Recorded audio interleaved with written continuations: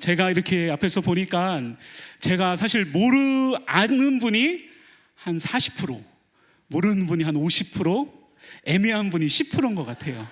저를 모르시는 분 한번 손들어 보시겠어요? 감사합니다. 다 모르시네요. 옛날에 어떤 가수가 그런 노래를 불렀죠. 네가 나를 모르는데 난들 너를 알겠느냐. 그렇죠. 제가 여러분을 모르는데 여러분은 어떻게 저를 아시겠습니까? 방금 소개받은 대로 우리 권사님 아들이고요. 제가 여러분은 처음 저를 보지만 그래도 제가 이게 설린교회 좀 세상말로 짬밥이 됩니다. 혹시 여기 교회 간판을 설린으로 보고 오신 분 한번 손 들어보세요. 이거밖에 안 되시나요?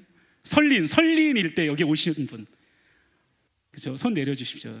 다 제 후배세요. 저는 성광 순복음께 주신다. 성광 모르시죠? 저 앞에 동사무소에 교회 갔을 때 제가 초등학교 4학년 때 어머니 손을 잡고 나갔었습니다.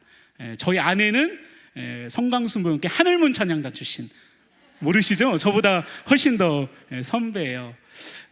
목사님 소개처럼 저는 4학년 때 처음 이 교회에 와서 중학교, 고등학교 열심히 다니진 않았지만 그래도 교회에 출석을 했습니다. 그리고 이곳에서 신학대학교 다니고 또 삶의 동반자를 만나서 결혼하고 저 전도사 사역하다가 이제 또 교회를 사임하고 또 다른 교회를 이렇게 섬기게 되었습니다. 항상 제 마음속에는 설린교회가 늘 있었어요. 그래서 오늘 저희 성도들에게도 제가 교회 간다고 했을 때 설린교회라고 말하지 않고 항상 저는 고향교회라고 얘기합니다. 오늘 저희 고향교회에 설교가 있어서 제가 갑니다. 그러니까 이 교회는 제 마음의 고향인 거죠. 여러분, 고향이 있다는 게 참 좋은 것 같아요. 어렵고 힘든 일이 있을 때 참 고향교회를 생각하고 또 목사님 또 우리 성도님들을 생각할 때마다 참 위로가 되고 힘이 되는 것 같습니다. 사실 이것저것 많이 준비했는데 다 까먹었어요. 앞에 서니까 굉장히 긴장이 되네요. 저는 이렇게 본당이 넓은 줄 몰랐어요. 저는 늘 여기 밑에서 찬양 인도를 했었는데 그때는 이렇게 평면으로 보이니까 잘 안 보이는데 이렇게 위에서 보니까 교회가 정말 크고 또 넓고 좋습니다. 제가 이렇게 세보니까 15년 만에 이제 본 교회에 와서 이렇게 하나님 말씀을 전하는 것 같습니다. 보니까 우리 집사님들, 권사님들 다 변함없이 참 그대로여서 너무나 감사한 것 같아요. 특별히 주일학교 때 가르치던 그런 학생들이 이제 많이 자라서 결혼해서 아이도 낳고 관계무량이라는 말을 저는 한 번도 써보지 않았는데 이럴 때 쓰는 말 같아요. 물론 여러분이 저를 보실 때 저 꼬맹이가 커서 저 목사가 돼서 말씀 전하는 거 보고 참 그렇게 생각하실 모르겠지만 저 역시도 우리 학생들 보면서 그런 마음을 갖습니다. 제가 원래 가족이 함께 오려고 했는데 함께 오지를 못해서 좀 가족 사진으로 좀 가족을 좀 소개를 하겠습니다. 올해 이제 4월에 울진에 벚꽃이 폈을 때 찍었던 사진입니다. 그래서 저 왼쪽에 있는 사람이 이제 저희 아내고요. 그리고 맨 왼쪽에 검정 옷 입은 우리 학생이 첫째고 둘째고 이제 막내입니다. 이렇게 애를 셋 낳으니까 애국자라고 나라에서 돈을 많이 주더라고요. 생각 있으면 더 나라고 그래가지고 그만 낳겠다고 이제 그렇게 대답을 했는데 이렇게 5 식구가 울진에서 잘 생활하고 있습니다. 근데 아이들이 처음에는 상태가 굉장히 좋았어요. 작년까지만 해도. 근데 올해 사춘기가 찾아오더니 갑자기 아이들이 아말렉 족속으로 바뀌더라고요. 갑자기 막 부모를 향해서 막 이렇게 칼을 휘두르고 독침을 쏘고 그래서 제가 늘 가르치고 있습니다. 우리의 싸울 것은 혈과 육이 아니다. 하늘의 어둠의 권세자들과 우리 싸워야 된다. 그래서 가르치고 있는데 어떻게 이 사춘기 아이들을 가르쳐야 되죠? 좀 이렇게 비법이 있으신 분들은 저에게 좀 알려주시면 감사하겠습니다. 이렇게 대전에서 저는 생활을 하다가 2015년도에 울진이라는 곳으로 이제 하나님의 부르심을 받았습니다. 사실 저는 그때까지 울진이라는 곳이 어떤 곳인지 잘 몰랐어요. 그저 대한민국의 조그만한 땅으로 알고 있었습니다. 근데 참 사람이 그 말을 참 조심해야 될 것 같아요. 제가 그 예전에 이제 저희 어머니한테도 그때는 목회를 하기 전이었죠. 그래서 어머니한테 나는 크면은 어촌에서 좀 목회를 하고 싶다고. 진짜 그랬거든요. 그쵸? 바다 냄새가 너무 좋고, 그래서 나는 저기 어촌에서 목회라면 좋겠다. 그렇게 이렇게 혼잣말로 했는데, 진짜 하나님께서 이 어촌 말로 인도해 주신 거예요. 가지고 제가 이제 입을 참 조심하고 있습니다. 이거 함부로 지역을 말했다가 이것도 다른 데로 갈 수가 있겠구나. 그렇게 2015년도에 울진에 와서 그곳에서 이제 목사 안수를 받았습니다. 그리고 나서 지금 있는 교회는 2020년도 12월에 갑자기 이렇게 하나님의 부르심을 받았어요. 저는 사실 뭐 담임 목회를 아직 할 생각이 없었습니다. 아직은 조금 더 배워야 되고 조금 더 해야 될 일이 있었기 때문에 전혀 이 담임 목회에 대한 생각을 하지 않고 있었는데, 그 지역교회 목사님께서 갑자기 이 사임을 하게 되면서 그 담임 목회자 자리가 공석이 되었습니다. 그래서 그때 저를 지도해 주셨던 담임 목사님이 너가 가야 된다. 지금 그 교회는 목회자가 없어서 당장 성탄절 예배를 드리지 못한다. 네가 가서 예배를 인도하고 네가 그곳에 담임 목회로 사역을 했으면 좋겠다. 그래서 어떻게 합니까? 그냥 아멘 하고서 갔습니다. 정말 아무런 준비가 되지 않은 채로 저는 그 교회를 가게 되었습니다. 그리고 나서 참 많은 일들이 있었습니다. 여러분 아시다시피 2022년도에 울진에 대형 산불이 있었죠. 제가 그때 부임한 지 한 1년 조금 넘었었는데 깜짝 놀랐습니다. 그 불이 막 저희 교회로 넘어오는데 저는 진짜 교회가 다 불에 타는 줄 알고 이제 어머니한테 이제 모든 걸 포기하고 저는 이제 봉고차를 타고 피신을 갑니다. 그렇게 이제 마지막 인사를 했는데 다행히도 하나님께서 저희 교회를 지켜주셨습니다. 이 울진 산불이 정말 거대했습니다. 그 푸른 숲으로 울창했던 그 산이 지금은 다 황무지로 변했어요. 소나무도 없어지고 송이나무도 없어지고 완전히 민둥산이 됐습니다. 그래서 한때 산불이 한창 번졌을 때 금지 찬양이 있었습니다. 불이 들어간 찬양, 성령의 불, 이런 건 절대 못 부르겠어요. 사람들 좀 트라우마가 있어가지고 성령의 불이라니 하나님의 불 이런 찬양하면 좀 사람들이 굉장히 싫어했습니다. 그래서 지금은 좀 다 이렇게 산불도 이제 지원이 되고 또 많은 위로를 받았습니다. 그렇게 이제 제가 처음 이제 담임 목회를 시작했을 때 사실 얼마나 죄송합니다. 설교를 해야 되는데 제가 자꾸 다른 이야기를 하는 게 제가 얘기할 데가 없습니다. 이렇게 불러주는 데도 없고요.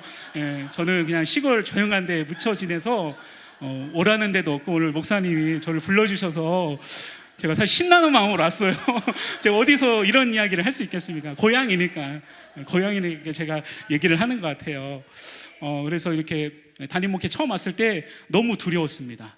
하지만 한편으로는 좀 기대감이 됐습니다. 그래, 하나님이 나를 참 이곳에 보내주셨을 땐 무슨 뜻이 있겠지. 그래서 제가 매일 불렀던 찬양이 뭐였냐면 할 수 있다 하면 된다 해보자. 할 수 있다 하면 된다 해보자.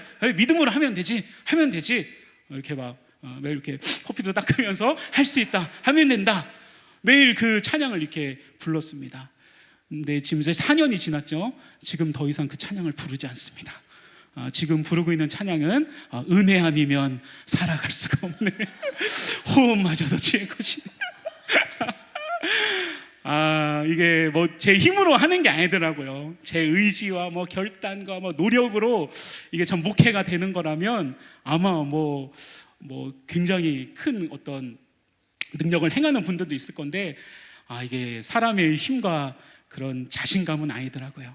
성령님이 도와주시지 않고 하나님이 함께 해주시지 않으면 이게 진짜 아무것도 안 되더라고요. 제가 목회를 하면서 그걸 느꼈습니다. 하루는 이제 사실 이제 그 코로나 때 저희는 성도가 줄지 않고 오히려 성도가 좀 늘었어요. 그래서 좀 제가 약간 좀 자신만만했습니다. 내가 좀 잘하니까 성도들이 모이는구나. 그래서 이제 그날도 최고의 이제 은혜로운 메시지 준비해서 오늘 이걸로 사람들을 어떻게 좀 은혜를 끼치겠다. 이렇게 딱 강단에 섰는데 그날따라 아무도 안 온 거예요.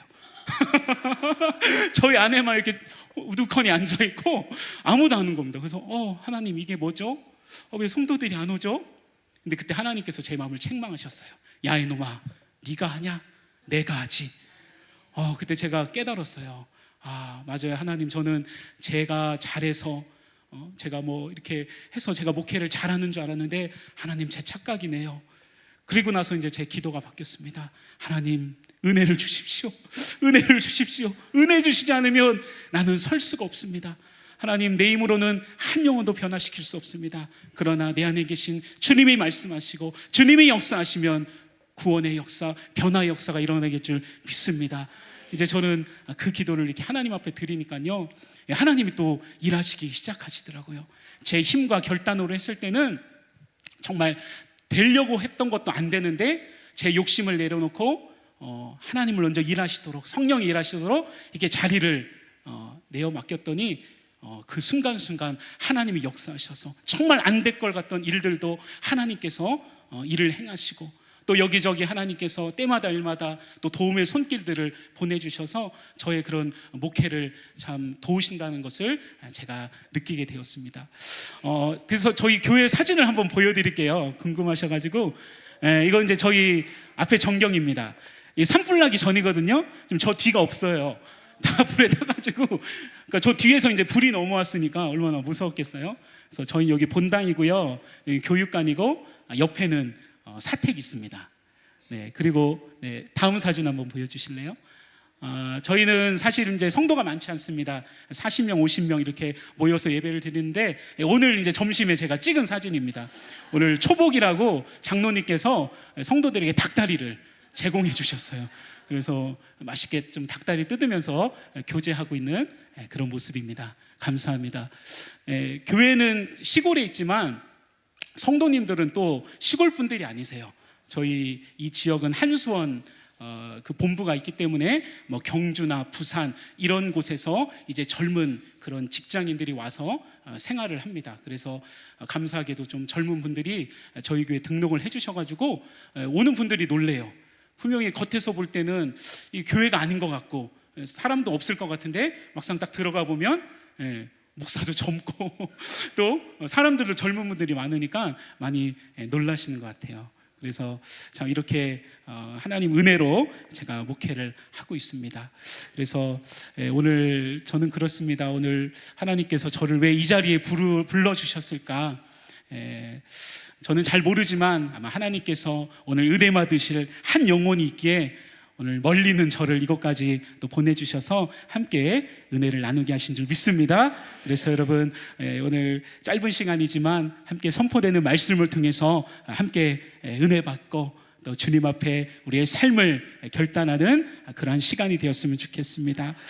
오늘 이 본문을 가지고 저는 하나님의 손길이라는 제목으로 함께 은혜를 나누겠습니다.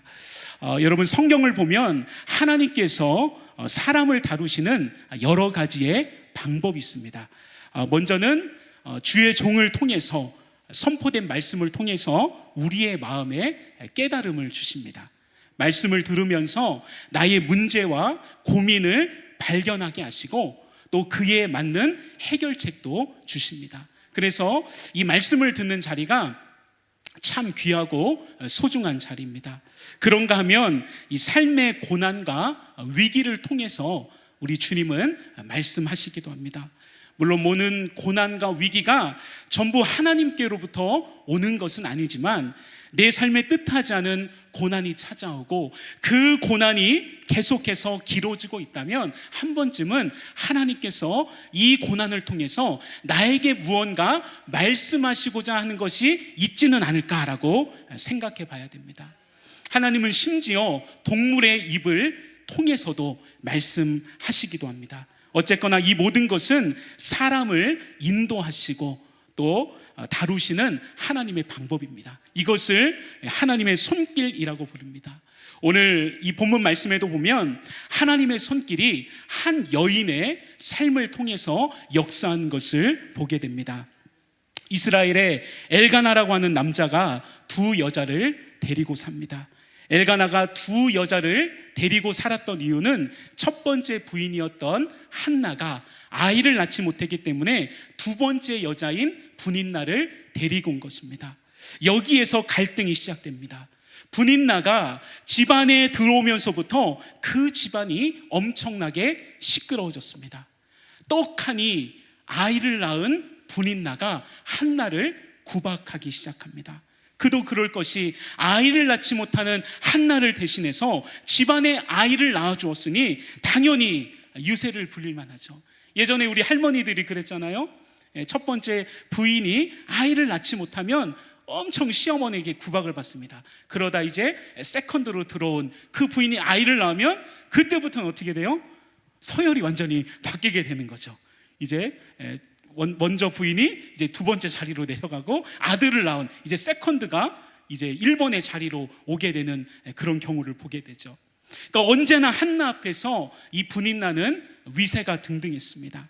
본문에 보니까 한나를 격분하게 했다라고 기록하고 있습니다. 격분이 무엇입니까? 화나게 했다, 노를 바라게 했다는 거죠. 그러니까 얼마나 이 한나의 속을 뒤집어 놨겠습니까? 아이고, 애도 못 낳는 것이 뭐가 잘났다고 그렇게 얼굴을 쳐들고 다녀. 아이고, 애도 못 낳는 주제, 아이고, 밥이 넘어가냐? 항상 한나를 볼 때마다 격분하고 분노하게 했어요. 요즘에는 뭐 아이를 낳지 못하는 것이 그렇게 큰 문제가 되지 않습니다. 일부러 뭐 안 낳는 사람도 있잖아요. 그러나 그 당시 여자가 아이를 낳지 못하는 것은 단순한 불임이 아니라 하나님의 저주라 여겨졌습니다. 여러분, 그 사람의 이름을 지을 때 잘 져야 됩니다. 왜 분인나일까요? 저는 좀 엉뚱한 면이 있어서 한번 묵상해 봤어요. 왜 하필 다른 이름도 많은데 분인날까? 분인나. 뭐 생각나는 게 없으세요? 제가 볼 때 하도 사람을 분인하게 해가지고 분인나라고 진 것 같아요. 분인나. 여러분, 제일 괴로운 사람은 누굴까요? 한나입니다. 왜 한나일까요? 한마는 나. 분인나가 격동할 때마다 그래, 한마는 나다.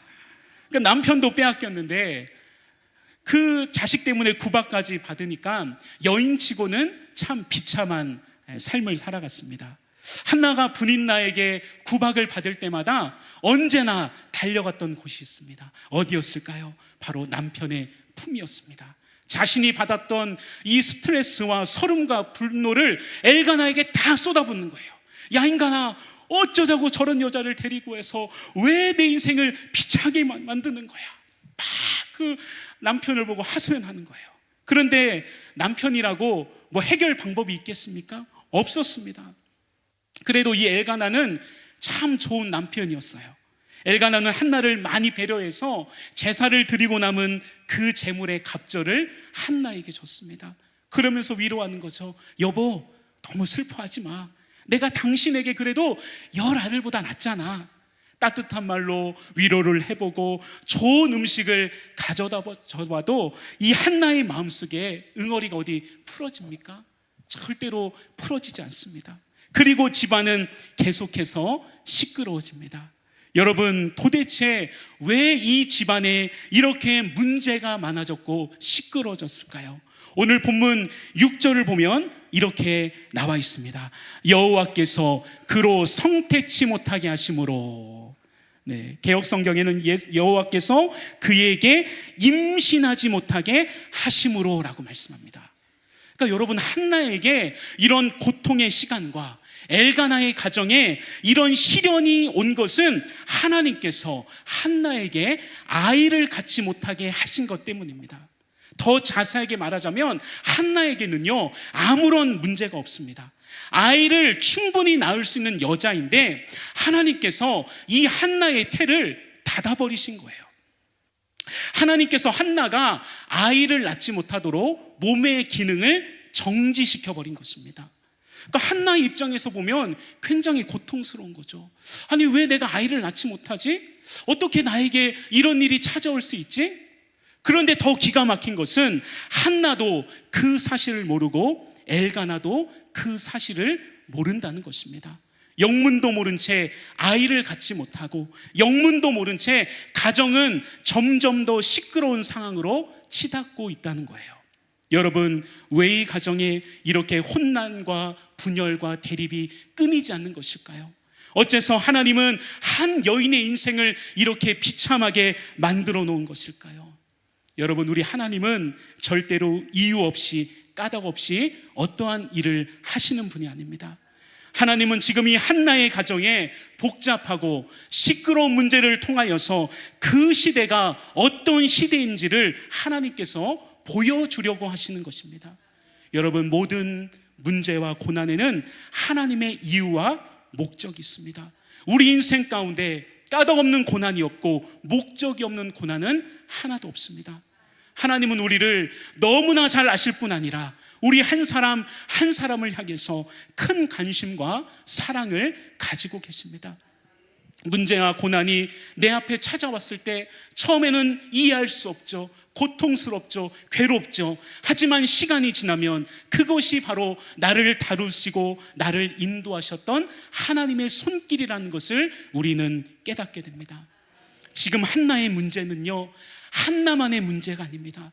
그 시대의 문제입니다. 그리고 엘가나 가정의 문제는 그 가정만의 문제가 아니라 그 시대의 사람들의 문제라는 것입니다. 한나의 부림은요, 이스라엘 민족의 부림입니다. 한나의 몸의 기능이 정지되었다는 것은 바로 그 시대 백성들의 기능이 정지되었음을 보여주는 것입니다. 여자로서 아이를 낳을 수 없다는 것은 어떤 면으로 보면 살아있으나 죽은 것과도 같은 것입니다. 주님은요, 이 한나의 부림을 통해서 보여주고 싶었던 것이 있습니다. 그것은 뭐냐? 바로 그 시대가 살아있는 것 같으나 실상은 영적으로 죽어있는 시대라는 것입니다. 예배당이 있었습니다. 지금과 같이 이렇게 잘 지은 예배당이 아니었어요. 그러나 하나님을 예배할 수 있는 그런 공간이 있었습니다. 그러나 교회가 제 기능을 다하지 못했습니다. 여러분, 사무엘상을 시작하는 이 시대는 사사시대입니다. 사사시대의 특징을 한마디로 말하자면 각각 자기네 소견대로 옳은 대로 행동하는 시대였습니다. 한마디로 혼돈의 시대였어요. 하나님의 백성이라 일컫는 하나님의 백성들이 있었지만 그들은 하나님을 찾지 않았습니다. 예배하지 않았습니다. 하나님이시라는 전지전능하신 왕이 있었는데 그들은 자신이 하나님이 되어서 자기 마음대로 살아갔습니다. 영적인 기능이 전부 다 상실되어 버렸습니다. 엘리라고 하는 제사장이 있었습니다. 지금으로 말하면 목회자죠. 하지만 그는 영적으로 눈이 어두웠습니다. 뒤에 나오는 이 엘리 제사장의 아들 홈리와 비느악스 역시 제사장으로서의 기능을 상실했습니다. 성경은 그들을 가리켜 이렇게 말씀합니다. 엘리의 아들들은 행실이 나빠 여호와를 알지 못하더라. 무늬만, 이름만 제사장이었지 실상은 하나님과는 전혀 무관한 자들이었습니다. 그들은 하나님께 드리는 제사를 주관하는 자들이었지만 제사를 멸시했습니다. 제물로 바친 고기 중에서 좋은 것은 다 자기가 먹고 먹다 남은 고기를 하나님 앞에 바쳤어요. 그러면서 말하는 거죠. 그래도 우리 하나님 앞에 예배하지 않았습니까? 우리 하나님을 경외하지 않았습니까? 심지어 회막에서 수종드는 여인들과 동침을 하기도 했습니다. 아버지였던 엘리는요, 영적 분별력을 상실했어요. 잘못 행동하는 그 아들들의 죄를 보고 어떻게 해야 됩니까? 몽둥이를 들고서라도 그 아들들의 죄를 뜯어 말려야 되는데 엘리는요, 그냥 얘들아, 아들들아, 너희들 나쁜 짓 하지 말아라. 너희들 그거 하면 혼난다. 그냥 가볍게 넘겼다는 거예요. 그래서 하나님은 더 이상 엘리 제사장을 통해서 말씀하지 않으셨습니다. 이것은 제사장으로서의 부림입니다. 제사장으로서 하나님의 말씀을 듣고 그 시대를 살아가는 하나님의 백성들에게 희망을 주고 용기를 주고 기대감을 줘야 되고 하나님의 뜻을 분명하게 전해줘야 되는데 그들은 그렇지 못했습니다. 그래서 하나님은 이 한나의 부림을 통해서 그 시대가 살아있는 것 같으나 영적으로는 죽은 시대요, 정지된 시대요, 그 시대가 참으로 소망이 없는 시대였음을 고발하고 계신 것입니다. 하나님은요, 이 모습을 그냥 지켜보고만 계실 수 없었어요. 영적으로 죽어있던 그 하나님의 백성들을 다시 한번 깨우쳐야만 했습니다. 영적으로 어두운 백성들을 다시 한번 깨우치고 일으킬 수 있는 지도자가 필요했습니다. 그래서 하나님은 이 한나를 하나님의 뜻을 이룰 은혜의 통로로 사용하셨습니다. 분이나가 그 집에 와서요, 한나를 괴롭히고 학대하고 감정을 상하게 하고 고통스러운 환경이 만들어지면서 누가 움직였을까요? 한나가 서서히 움직이기 시작합니다. 여러분, 이 분인나는 누구입니까? 분인나는 하나님께서 한나의 문제를 해결하기 위해서 한나가 문제를 해결하도록 보낸 하나님의 손길임을 믿으시기를 바랍니다. 여러분, 분인나가 만약에요 그 집에 없었더라면 한나는 그냥 평생 신세 타령만 했을 거예요.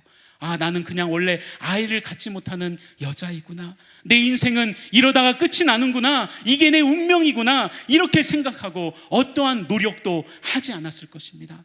하지만 한나가 분인나를 통해서 계속해서 공격을 받고 마음에 불편한 마음이 들자 누구에게 찾아갔습니까? 먼저는 남편에게 찾아갔어요. 남편에게 좀 내 속마음을 알아달라고 사정합니다. 하지만 남편이라고 뾰족한 수가 없었죠. 오히려 남편의 말을 들으니까 더 열받고 속이 상합니다. 그래서 한나가 결단한 것이 무엇입니까? 성전에 올라간 것입니다. 그래, 남편도 필요 없다. 그래, 내가 하나님께로 가야겠다. 예배당에 올라간 것입니다. 기도하러 한나가 점점 움직이기 시작했습니다. 분인나가요 지금 한나를 깨우고 있는 거예요. 분인나가 지금 누워있는, 잠자고 있는 그 한나를 막 움직이게 만드는 거예요.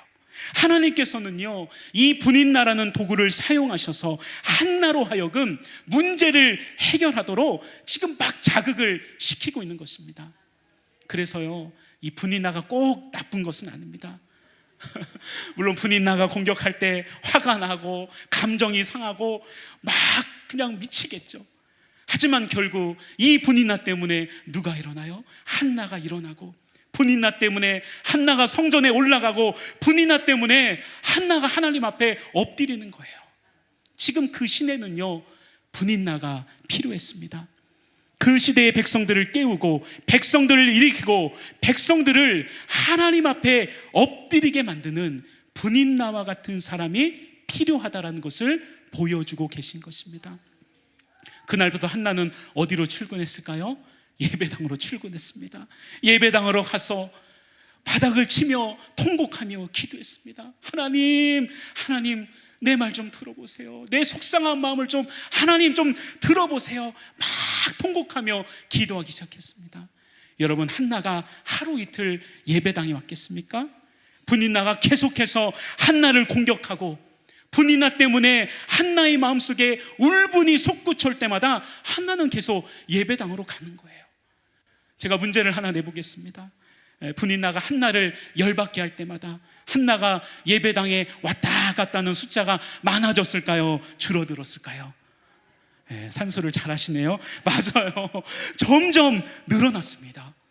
격동할 때마다 계속 성전에 올라가는 거예요. 여러분, 저는 이게 엄청난 은혜라고 생각합니다. 고통과 문제를 통해서 주님 앞에 나오는 것, 하나님이 계신 성전에 나와서 나의 옷깃을 여미고 다시 한번 나의 생명이 되신 주님 앞에 바싹 엎드리는 것, 그리고 하나님, 나는 하나님의 은혜 없이는 살아갈 수가 없습니다. 하나님의 도우심 없이는 나는 아무것도 아닙니다. 그렇게 주님 앞에 도움을 구하고 바싹 엎드리는 것, 이것이 여러분 가장 좋은 선택이고 하나님께서 가장 기뻐하시는 선택인 줄 믿습니다. 그러면서 한나가요 예배당에 오면서 그녀의 눈에 보여지는 것들이 있었습니다. 눈에 들어오는 것들이 있었어요. 뭐가 보였을까요? 예배당에서 하나님께 참된 예배를 드리는 사람이 없는 것을 보게 됐습니다. 한나가 기도하러 예배당에 올라왔는데 기도하는 사람이 없다는 것을 한나가 보게 된 거예요. 아니, 지금 박 집사도 기도해야 되고, 아니 김 집사도 와서 기도해야 되는데, 분명히 저 집에도 문제가 있는데 왜 기도를 안 하지? 왜 나만 와서 기도하는 거지? 아침에도 오고 저녁에도 오는데 기도하러 오는 사람이 없다는 것을 이 한나가 보게 된 것입니다. 그런데 더 충격적인 것을 보았습니다. 예배당에 왔다 갔다 하면서 한나가 뭘 봤냐면 제사장이 문제가 있다는 것을 보게 되었습니다. 엘리에게 하나님께서 더 이상 말씀하지 않는 것을 봤어요. 엘리는 제사장이었는데 심각하게 타락한 모습을 본 것입니다. 한나가 기도하는 모습을 보고 엘리가 뭐라고 말해요? 한나가 술 먹고 지금 성전에서 객기 부린다고 막 이 한나를 혼내고 꾸짖고 있습니다. 여러분, 제사장 정도 됐으면 여러분 그 정도는 분별할 수 있어야 되잖아요. 아마 엘리 제사장은요, 자신이 기도 안 하니까 그렇게 기도하는 사람을 처음 봤을 거예요. 그렇게 기도하는 사람이 그 시대에는 희귀했기 때문입니다. 이를 통해서 그 당시의 영적인 상태를 알 수가 있습니다. 처음에는 분이나 때문에 예배당에 갔는데, 처음에는 자기 문제가 너무 힘들어서 예배당에 갔는데 거기서 무엇을 보았습니까? 이스라엘 백성들의 문제를 보았고 제사장의 문제를 보았습니다. 처음에는요, 자신의 문제를 놓고 기도했다가요, 이제는 나라와 지도자를 위해서 기도하기 시작했습니다. 하나님, 이 나라를 일으킬 수 있는, 이 민족을 영적으로 깨울 수 있는 지도자를 보내주십시오. 이렇게 기도하다가 한나가 뭐라고 기도하는지 아세요? 우리 1장 11절에 보면 이렇게 말합니다. 주의 여종에게 아들을 주시면 내가 그의 평생의 그를 여호와께 드리고. 하나님, 나에게 아들을 주시면 이 민족을 살려낼 영적인 지도자로 내가 하나님 앞에 이 아들을 바치겠습니다 라는 서원의 기도를 하나님께 드린 것입니다. 여러분, 한나는요, 처음에는 자신의 문제를 놓고 기도했습니다. 하나님, 아들 주세요. 하나님, 나에게 아들 주세요. 그런데 자기의 문제보다 더 중요한 문제를 깨달았습니다. 이 나라를 구할 수 있는, 정말 이 백성들을 영적으로 깨울 수 있는 지도자가 필요한 것을 알게 된 것입니다. 여러분, 인간적으로 생각하면 오늘 이 한나의 서원 기도가 이해되지 않을 수도 있습니다. 아이를 낳지 못해 서름과 구박을 받던 자신에게 아이가 생겼습니다. 그러면 가서 어떻게 하겠습니까? 여러분 같으면 어떻게 하겠어요? 보란 듯이 그 내가 난 아들을 데리고 분인 앞에 찾아가서, 야, 이제 내 아들이 장자니까 네 아들은 물러나라. 이제 우리 아이가 탑이야. 여러분, 이렇게 막 뽐내지 않겠습니까? 이제 내가 서열 1위야. 너 저리 가. 막 그렇게 구박하지 않겠습니까? 어쩌면 여인으로서는 지극히 당연한 행동입니다. 그런데 한나는요, 그런 차원을 넘어섰습니다. 기도하는 가운데, 하나님과 깊이 기도로 교제하던 가운데 그녀의 마음속에 있던 이 세상적인 욕심은요, 다 사라졌습니다. 그래서 내 뜻, 내 계획, 내가 아들을 낳는 것, 그게 중요한 것이 아니라 하나님의 마음, 하나님의 뜻이 훨씬 더 중요하다는 것을 깨닫게 된 것입니다. 이 나라를 일으키고 이 민족을 일으킬 영적인 지도자가 정말 필요하구나. 그래서 만약에 자신에게 아들을 주신다면 자신의 아들을 사용해 달라고 구한 것입니다. 하나님께서 이 기도를 어떻게 보셨을까요? 자신의 욕심을 내려놓고 주님의 뜻을 구한 이 기도를요, 우리 주님은 기쁘게 받으셨습니다. 마침내 한나의 간구대로 사무엘이라는 귀한 아들을 선물로 주셨습니다. 여러분, 사무엘이 누구입니까? 이스라엘의 민족 영적 대각성 운동을 주도하고 부흥을 일으켰던 그런 위대한 선지자 아닙니까? 여러분, 지금 이 시대가 어떤 시대입니까? 여러분과 우리 자녀들이 살아가고 있는 이 시대는 건강한 시대라고 생각하십니까? 혹시 이 시대가 한나가 살아가고 있던 시대처럼 불임된 시대, 영적인 기능이 멈춰버린 시대라고 생각하지 않으십니까? 여러분, 코로나19를 겪으면서 정말 이 나라 대한민국이 얼마나 영적으로 황폐해졌는지 몰라요. 코로나를 겪으면서 사람들이요, 신앙을 잃어버렸고, 아직도 여러분 그 예전의 신앙을 회복하지 못하는 그런 사람들이 정말 많이 있습니다. 잘 돌아가던 그런 영적인 기능들이 멈춰져서 영적인 불임에 걸려있는 그런 사람들이 너무나 많이 있다는 거예요. 여러분, 이 나라는 어떻습니까? 지금 동성애 찬성법과 같은 그런 법안들이 계속해서 올라오고 있습니다. 저희 교회는 비록 시골에 있는 작은 교회지만 저희도 금요 기도회 때마다 나라와 민족을 위해서 기도합니다. 하나님, 동성애와 같은 악법이 이 나라의 헌법으로 상정되지 않게 해주세요. 하나님, 나라가 무너지면 교회가 무너지고 그 피해는 고스란히 우리 아이들에게 찾아올 것입니다. 여러분, 그리스도인들도요, 이 동성애에 대해서 제대로 몰라요. 제가 한 번은 울진에서 이 동성애 반대법 그 서명을 받으러 다녔습니다. 선생님, 동성애 반대법에 사인 좀 해주십시오. 저를 위아래로 훑어봐요. 이상한 눈으로 쳐다봐요. 아니, 왜 그들의 자유를 핍박하냐고. 그게 아니라요, 핍박이 아니라요, 선생님 이거는 우리 자녀들을 위해서 꼭 지켜야 될 문제입니다. 그런데 여러분 사인 안 해줘요. 제가 아는 교회 집사님, 제가 버젓이 들고 가서 사인해달라고 하니까요, 절대 안 해줍니다. 그들의 성적 그걸 무시하지 말라는 거죠. 이 정도로 지금 이 시대가 얼마나 타락했는 시대인지 모릅니다. 여러분 어떠십니까? 여러분은 지금 건강하십니까? 육신의 건강이 아니라 영적으로 건강하십니까? 하나님이 여러분에게 주신 영적인 기능들이 지금 여러분 안에서 정상으로 작동하고 있습니까? 여러분 교회 오면 하나님의 말씀이 들려오십니까? 주님의 그 애타는 심정을 가지고 여러분 주님 앞에 기도하고 계십니까? 내 심령 속에 그 하나님 아버지의 마음이 느껴지십니까? 한 영혼을 향한 애절함, 한 영혼을 향한 긍휼함이 여러분 안에 있습니까? 여러분의 삶 속에서 역사하고 계시는 이 하나님의 은혜가 느껴지십니까? 내 죄 때문에, 내 정욕 때문에, 내 욕심 때문에 하나님은 하나도 안 보이고 주님의 일도 안 보이고 어떠한 은혜도 내 안에서 더 이상 느껴지지 않는다면 여러분 지금 나는 영적인 기능이 정지되어 있는 것입니다. 영적인 불임 상태에 걸려 있는 거예요. 더 이상 내 신앙이 생산적인 그런 신앙이 아니라 완전히 멈춰있는, 죽어있는 그런 상태가 되어 있다는 것입니다. 다시 한번 여러분에게 여쭙겠습니다. 여러분은 영적으로 건강하십니까? 여러분의 삶에 하나님이 주신 영적인 기능들이 밤낮 끊임없이 살아서 작동하고 있습니까? 기도하려고 눈을 감으면 기도가 안 나오고, 감사의 마음은 온데간데 사라지고 원망과 불평만 내 입술에 가득하다면 지금 나는 영적인 불임에 걸려 있는 것입니다. 여러분, 우리는 지금 하나님 아버지의 마음을 느껴야 됩니다. 오늘 우리가 기억해야 될 것은 하나님이 우리를 향해서 하나님의 심정을 가지고 바라보고 있다는 사실입니다.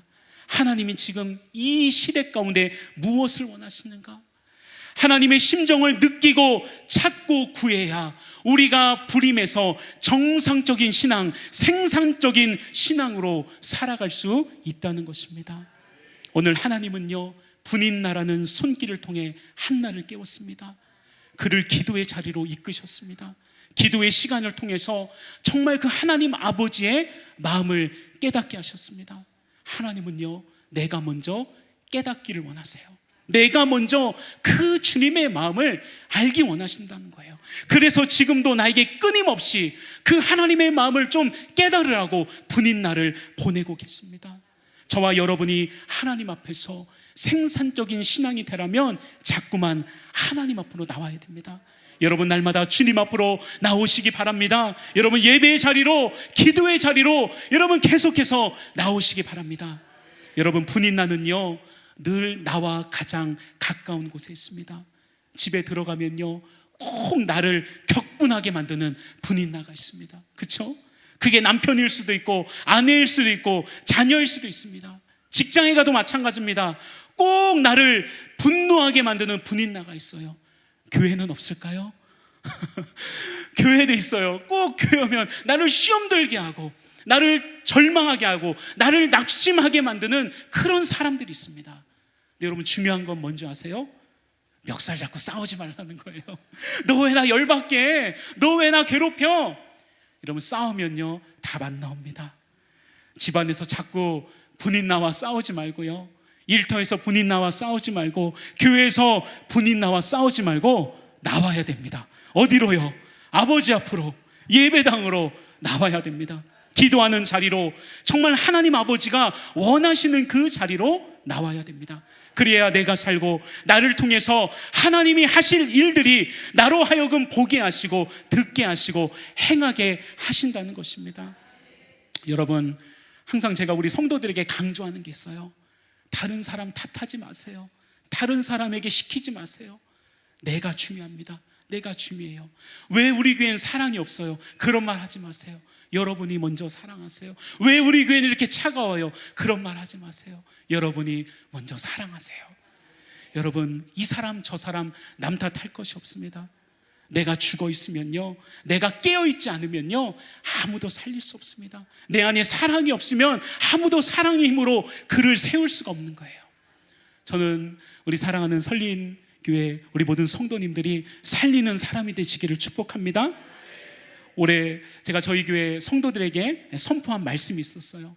사도행전 3장을 묵상하면서 베드로와 그 요한이 안진뱅이를 일으키는 그 장면을 묵상하게 되었습니다.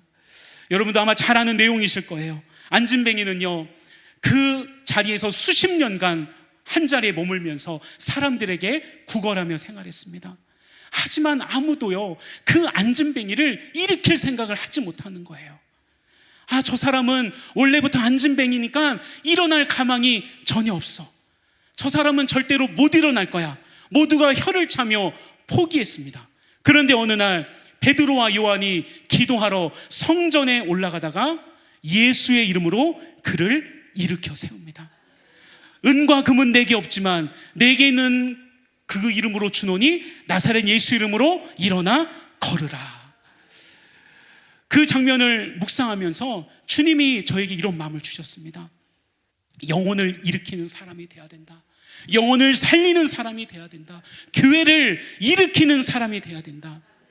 여러분, 우리 주변에요, 지금 주저앉아 있는 사람들이 얼마나 많이 있습니까? 나와 함께 신앙생활했던 사람, 내 옆에서 함께 주님의 이름을 부르며 기도했던 그 영혼들, 여러분 어디 갔습니까? 여러분 다 넘어져 있잖아요. 스스로의 힘으로는 도무지 일어날 수 없는 그런 사람들이 있습니다. 또 누군가가 일으켜주기를 간절히 원하는 사람들도 있어요. 마치 이 안진뱅이처럼 제발 누가 나를 한 번만 좀 일으켜줬으면 좋겠다, 그런 기대감을 가지고 그 손길을 기다리고 있는 영혼들이 있다는 것입니다. 그런데 문제는요, 일으키려는 사람이 없습니다. 안타까움에 그냥 혀만 차고 탄식만 하고 있지, 가서 예수님의 이름으로 그를 축복하고 예수님의 이름으로 그를 위로하고 일으키려는 생각조차 하지 못하고 있습니다. 그런데 하나님은 어떠실까요? 하나님은 우리가 안 된다고 생각하는 영혼, 우리가 포기한 영혼들, 하나님은 절대 포기하지 않으십니다. 하나님은 그 영혼들 다시 한번 일으키기를 원하세요. 우리가 가서 예수 그리스도의 이름으로 그들을 축복하고 그들을 다시 한번 세워주기를 우리 주님은 원하시고 기다리신다는 것입니다. 그러려면요, 여러분 내가 먼저 깨어나야 됩니다. 하나님은 내가 먼저 깨어나기를 원하세요. 여러분, 내가 살아있으면, 내가 영적으로 깨어있으면 여러분 다른 사람도 살릴 수 있고 주님의 큰 일도 감당하게 될 줄 믿습니다. 오늘 여러분의 분인나는 무엇입니까? 여러분, 분인나는요, 저주의 가시가 아닙니다. 분인나는 오늘 나를 깨우는 하나님의 손길입니다. 그런데 우리는요, 분인나 때문에요, 주님을 안 찾습니다. 누가 조금만 나 기분 나쁘게 하면 삐치고 횡하니 돌아서 버립니다.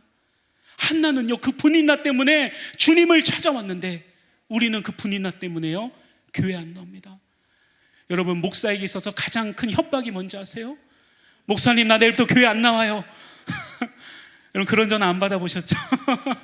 얼마나 이게 협박입니까? 아니, 좀 그 일 때문에 하나님 앞에 나와서 기도하면 얼마나 좋아요. 목사님, 나 내일부터 교회 안 나온다, 힘들어서 교회 안 나온다. 아니, 그러지 말고 같이 기도하자고, 이겨내자고. 교회 안 나와요. 싫어요. 그렇게 횡 돌아서는 그런 성도들이 있습니다. 안타까운 거죠. 이 문제 때문에 저분이 하나님 앞에 조금만 더 빨리 오면, 조금만 더 무릎 꿇으면 하나님께서 그 문제 해결해 주실 건데, 그 영혼 살아날 건데, 오히려 문제 때문에요, 하나님 앞으로 나오지 않습니다. 그래서 평생 주님의 일하심을 경험하지 못합니다. 여러분, 지금은 어떠한 때입니까? 내가 살아야 될 때고 나를 깨워야 될 시간인 줄 믿습니다. 내가 깨워질 때 나를 통해서 하나님께서 하실 일들을 하게 된다는 것입니다. 지금은 여러분 일어나야 될 때예요. 우리 정말 하나님 앞에 쓰임 받아야 될 때입니다. 사랑하는 우리 설린교회 성도된 여러분, 여러분 주님 앞에 부지런히 나오시기 바랍니다.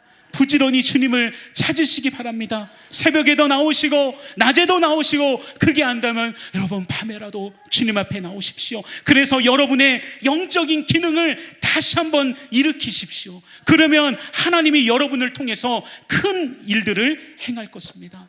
여러분의 그 간절한 기도를 통해서 여러분의 가정을 새롭게 하실 것이고, 여러분의 자녀를 그분이 크게 양육할 것이고, 이 교회와 이 대한민국을 주님이 다시 한번 세워 나가실 것입니다. 여러분, 우리는 참 어두운 시대를 살고 있습니다. 사람이 우리를 힘들게 할 수도 있고, 상황과 환경이 우리를 어렵게 할 수도 있습니다. 그러나 하나님은 우리가 이런 상황과 환경 속에서 우리가 영적으로 다시 한번 깨어나서 다시 한번 기도의 불을 밝히기를 원하십니다. 오늘도 하나님은 은혜의 손길로 저와 여러분의 삶을 인도하고 계십니다. 여러분, 중요한 것은요, 부르심에 대한 순종입니다. 순종하고 주님 앞에 무릎 꿇을 때 놀라운 역사가 일어나게 된 줄 믿습니다. 오늘 제가 울진에서 이 대전으로 오는데 내비게이션을 켜지 않고 옵니다. 저희 고향이기 때문에 제가 잘 아는 길이잖아요.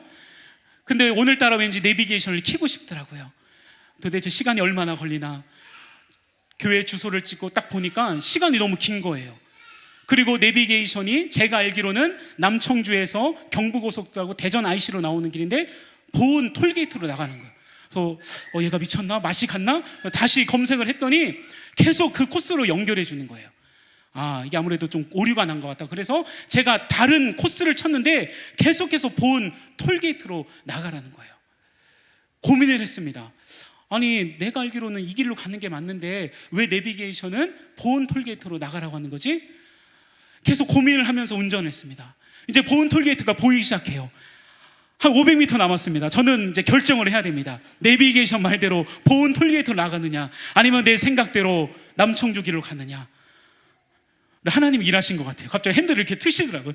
근데 갑자기 보은으로 저도 모르게 틀었어요. 저는 그때까지 몰랐습니다. 보은 톨게이트를 딱 통과해서 당진 영덕 고속도로를 보니까요, 쫙 막혀 있는 거예요. 알고 보니까요, 그 고장 차량과 사고 차량이 뒤섞여서 11km가 정체가 된 겁니다. 그러니까 만약에 제가 그 당진길로 갔으면 지금도 못 왔을 것 같아요. 지금도 여전히 도로에 있었을 것 같습니다. 그런데 어쨌거나 내비게이션 말씀에 순종하니까 제 시간에 맞춰서 제가 교회에 오게 되었습니다. 왜 제가 여러분에게 이런 말씀을 드리냐면요, 여러분, 성령님의 음성에 순종하는 것이 중요합니다. 내 생각, 내 계획이 중요한 게 아니에요. 여러분, 하나님의 생각, 하나님의 뜻이 중요한 것입니다. 내 생각, 내 뜻대로 여러분 고집 부리면요, 그 길은 언젠가는 막혀지고 언젠가는 다시 여러분 주님이 원하시는 길로 돌아올 수밖에 없습니다. 하지만 많은 시간과 많은 환난과 많은 연단을 겪어야 됩니다. 그런데 여러분, 성령의 음성에 순종하고 성령님이 인도하심에 여러분 순종하며 나아갈 때, 여러분, 그 길은 열려진 길이요, 그 길은 복된 길이요, 나를 살리는 하나님의 길인 것을 여러분 반드시 기억하시길 바랍니다. 그래서 오늘 이곳에 있는 저와 여러분 모든 삶 위에 하나님의 인도하시는 손길이 언제나 함께 하시기를 주님의 이름으로 축복합니다. 이 시간에 우리 한번 같이 우리 한 1분 정도만 말씀을 기억하면서 기도했으면 좋겠습니다. 우리 함께 기도할 때 분인 나는 나를 깨우는 하나님의 손길입니다. 여러분, 지금도 분인 나를 통해서 하나님은 저와 여러분의 영적인 기능을 깨우고 계십니다. 네가 일어나야 된다. 너 주님 앞에 엎드려야 된다. 너 주님 앞에 순종해야 된다. 하나님, 이 분인 나를 통해서 우리가 더욱더 하나님 앞에 엎드려지게 하옵소서. 더 큰 하나님의 은혜와 역사를 경험하게 하여 주옵소서. 그래서 주님의 일을 보게 하옵소서. 하나님, 내가 먼저 깨어나서 나의 영적인 기능이 정상적으로 회복되어서 내게 맡겨주신 그 주님의 일들을 믿음으로 잘 감당할 수 있도록 주님 도와주옵소서. 다른 영혼들을 살리는 하나님의 도구로 나를 사용해 주옵소서. 우리 시간 함께 같이 기도하며 나아가겠습니다.